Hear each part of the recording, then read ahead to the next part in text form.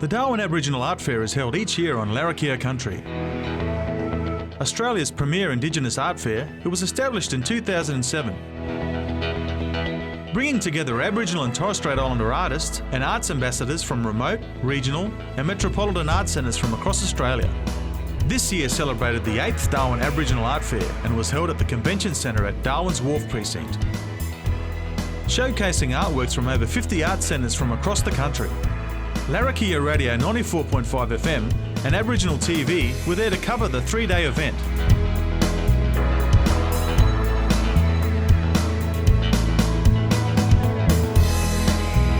As well as the artworks, there were workshops for the public and activities such as weaving and painting. There were performances from traditional dance groups, the Dalwangu dancers from Gapawiak, East Arnhem Land,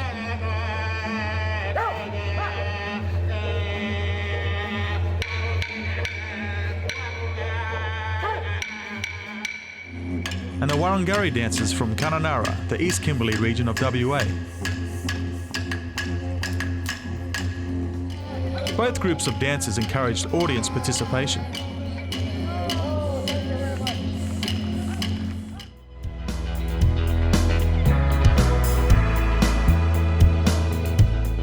Darwin Aboriginal Art Fair board member Russell Smith and member Roy Bernula stopped to have a chat with Caleb Murray from Aboriginal TV.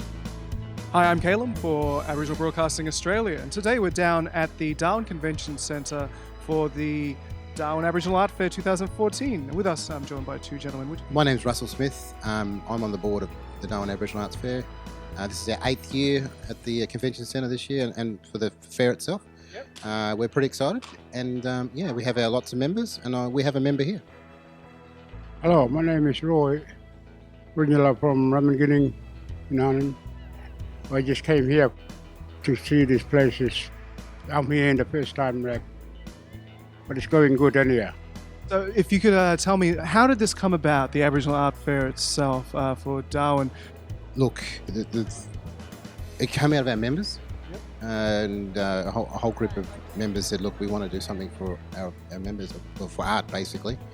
And we decided to put the fair together 8 years ago, and we're growing as a fair. The board is growing definitely, we're getting ready for 10 years in 2 years' time. But that's when we become teenagers. Well, not quite teenagers, but we're on the right track. That's for sure. So, how many communities or different regions do you have art from exactly? We have about 50 members at the moment at the fair. It's growing in stature.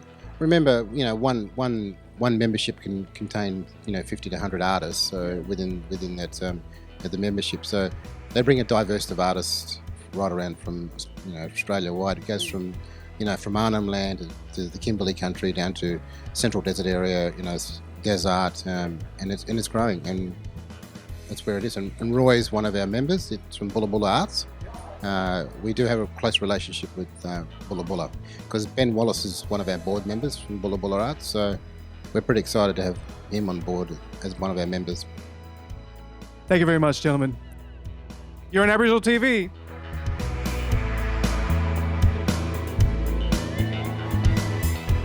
Darwin Aboriginal Art Fair treasurer and manager of the Warrakalungu Artists of Yuendamu, Cecilia Alfonso spoke to us about the Warrakalungu Artists.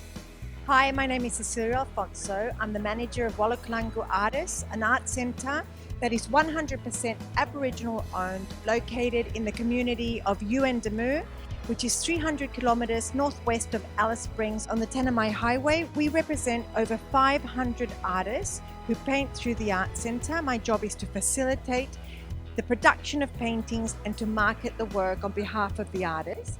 We're one of the largest and longest continuously operating art centres in Australia. So the artists paint the stories that are associated with their traditional designs, country, bush tucker, the features of the landscape and the animals. The paintings at Warrakalung are famous for having an unrestricted palette and for having very strong jukupa.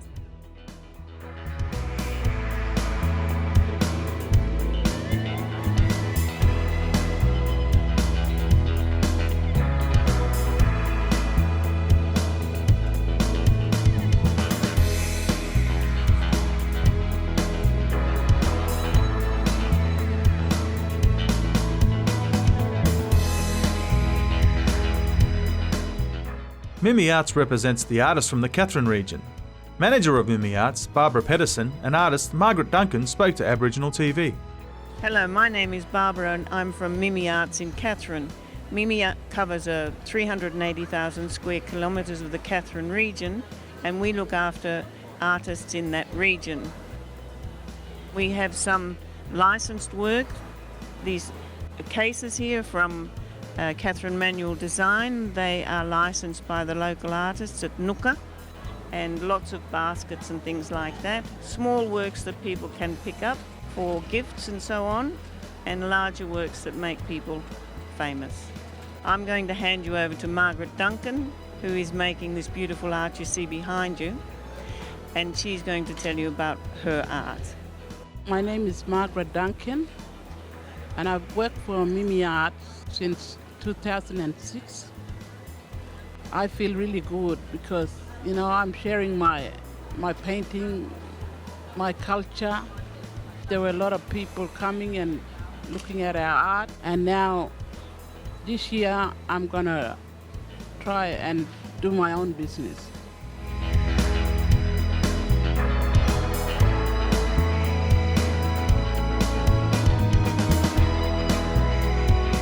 Aboriginal TV caught up with the ladies from the newly established Nura Arts. The Art Centre is located between Halls Creek and Fitzroy Crossing.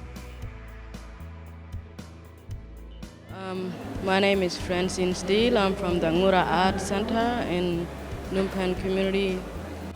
We got artists come from Wangkajunga, Baurga and Bubria, come to the Art Centre and do the painting up there. My name's Elizabeth Jingle. I'm from Western Australian, a little town called Fitzroy Crossing. There's 3 of us lady here who we do screening, textile. First time here in Darwin. I think it's really good, and it's very wonderful to meet people around here that I never met before, and we're learning something from each other. Looking at different things, and we're getting a little bit of ideas of artists in this building. It's like a big marketplace. We are sharing from each other, and when we go to each little group there, and we find many things a bit different from ours. Well, I've done a little bit of tile printing out there with the other ladies from Madaringa, I think.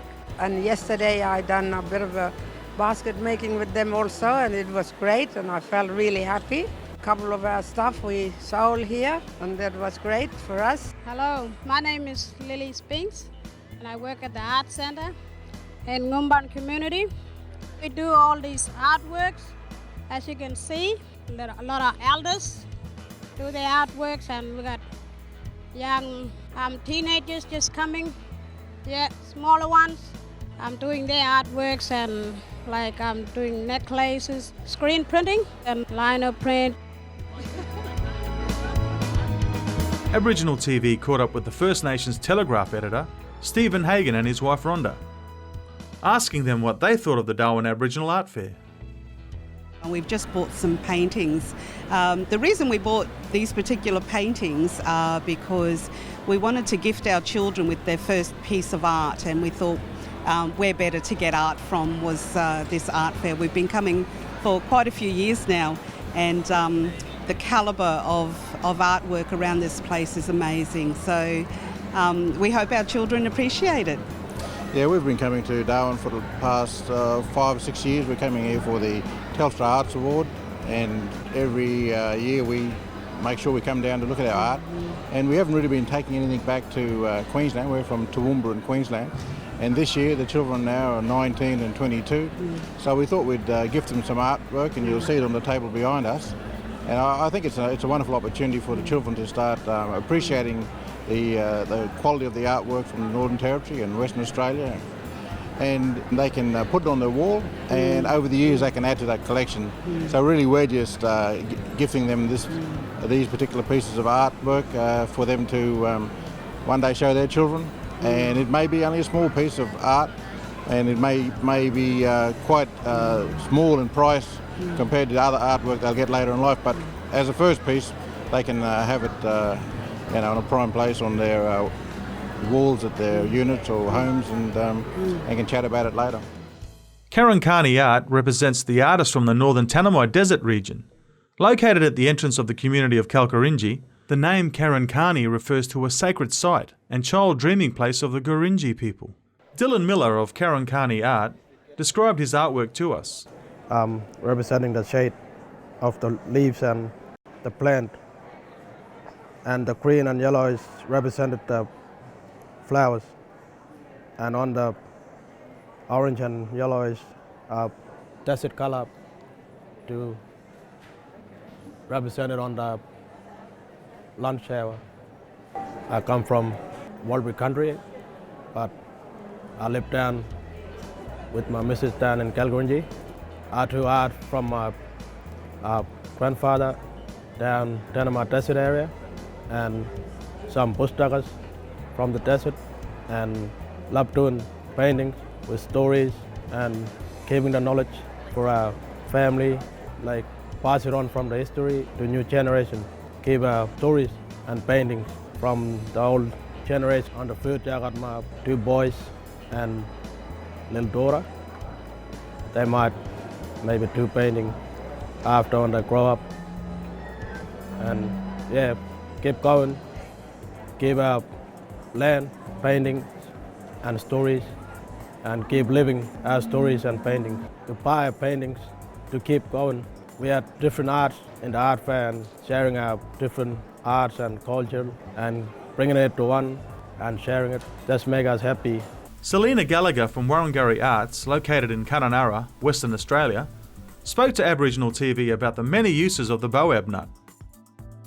They're a bit famous too because we do a lot of projects about things like boab. We did project about bronze. We made 3 big bronze. We did it on polystyrene, then we put wax on it and do our designs and send it to Melbourne, and it came back as bronze. And boabs come from a big tree in country. These are boab nuts here, and inside there's seeds in them, and the seeds, they're the one that plant them and make big trees out of it. But inside there's a fruit as well.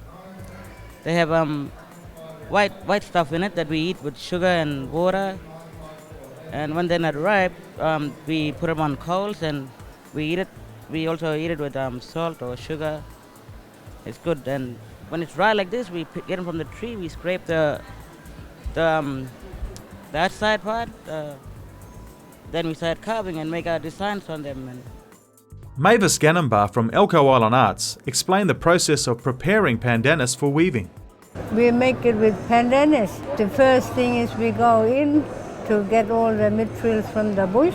Then after that we strip the pandanus, then dry them, then look to get natural dyes. This one I've started this morning, and now I'm finishing it up because it's a small one. If it's a big one, it would take me to do it maybe 2 or 3 days to finish it. Sometimes, like this one, maybe it takes about 4 to 3 weeks. When we do the stripping and the splitting, we never count. We don't count. We always go out, we find a special tree, then we dig it, then we take the root out, clean it up, crush it, and boil it. So this is the natural one. This is just natural. And this is all the dyed natural colors. So this is all from the ground. The ladies from Purlangimpi's Women's Centre and Manupi Arts, located on Melville Island, part of the Tiwi Islands, showed us some of their artworks and shared their thoughts on the Darwin Aboriginal Art Fair. We just helped with preparing it. Yeah. Some of the works like fabrics and a couple of us ladies does the sewing. Yeah, and we're here with Manupi Arts and doing some of their works too. We got t-shirts, selling some t-shirts. Yeah, and then we enjoy coming here. Yeah, very, very good. We're from Palangapi and we have about maybe 350 people live, a population of 350 people, depending on because during holidays or visiting, we might have 400 people. The Darwin Aboriginal Art Fair was a great success in showcasing the diversity of Aboriginal and Torres Strait Islander arts.